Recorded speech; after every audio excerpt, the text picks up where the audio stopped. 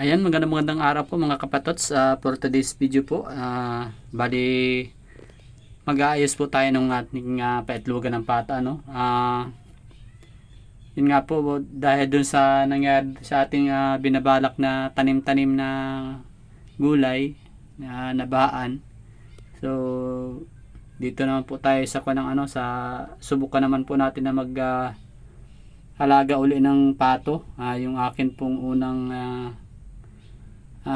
binalak na gawin, kaya ako yung nagkaroon ng YouTube channel. Yun nga po yung pag-aalaga ng pato, so ayan, yung mga pato, mga manta, yung mga kuha nung eleksyon na manta, so, gagawin natin. So abang-abang lang po tayo. Alright, bali ito po pala ang gagawin natin ay tatakloban po natin ng manta itong ibabaw. Ayan, para hindi po dumiretso dito yung tubig. Ayan, yun po ang gagawin natin. Dami lamok. So ayan po mga kapatid, bali simple lang naman yung ating ginawa talaga.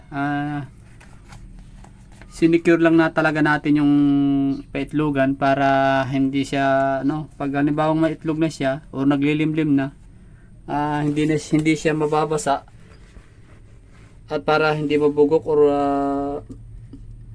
masira yung ating mga itlog na magpupuga dito, yung pato, So ayan, bali meron pa yan dito, wala parang hindi ko parang nilalagyan ng mga kung anik-anik na lalagyan ko pa siya ng lupa kasi nababasa nga. Lalagyan ko ng bato tapos lupa para medyo tumaas siya.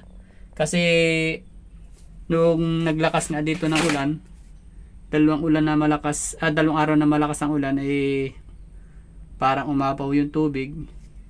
Hindi ko alam kung umapaw ba talaga o bali may tulo lang talaga. So nabasa yung niya, yung pinakang flooring.